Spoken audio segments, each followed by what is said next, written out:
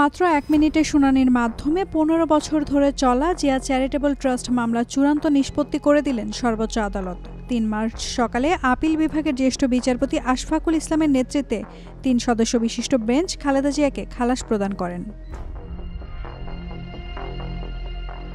খালেদা জিয়ার আইনজীবীরা বলছেন, এই মামলার ফাইল যে বিচারপতি ধরেছেন তার জীবনে সোনা ফলেছে। ২০১০ সালে রাজধানীর তেজগাঁও থানায় খালেদা জিয়ার বিরুদ্ধে জিয়া চ্যারিটেবল ট্রাস্ট মামলার দায়ের করে দুর্নীতি দমন কমিশন।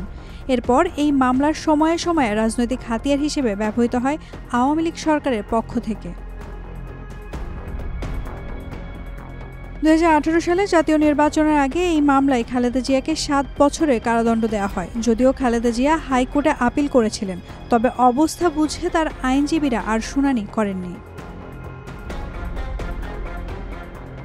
তবে ৫ আগস্ট পরিস্থিতি পরিবর্তনের পর মামলার নতুন করে শুনানি উদ্যোগ নেন তার আইনজীবীরা এবং হাইকোর্টে খালাস পান তিনি। পরে রাষ্ট্রপক্ষ দুদকের রায়ের বিরুদ্ধে আপিল করে।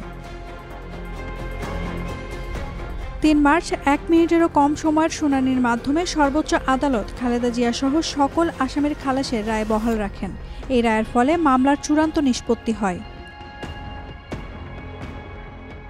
খালেদা জিয়ার আইনজীবীরা জানিয়েছেন, জিয়া চ্যারিটেবল ট্রাস্ট মামলায় বিচারকদের সবাই পুরস্কৃত হয়েছেন। তারা আরও বলেন, ট্রায়াল কোর্ট এবং হাইকোর্টের যেসব বিচারক এই মামলার ফাইল হাতে নিয়েছিলেন তাদের ভাগ্য খুলেছে এবং তারা প্রমোশন পেয়েছেন। জিয়া চ্যারিটেবল ট্রাস্ট মামলায় খালেদা জিয়ার বিরুদ্ধে ক্ষমতার অপব্যবহারের কোনো প্রমাণ মেলেনি এবং এজন্য সর্বোচ্চ আদালত তাকে খালাস দিয়েছে। তবে ভবিষ্যতে খালেদা জিয়ার সাজা সংক্রান্ত ক্ষতিপূরণের বিষয়টি সামনে আনা হবে বলে জানান তার আইনজীবীরা। নাওমিন নাসরিন, ডেইলি সান।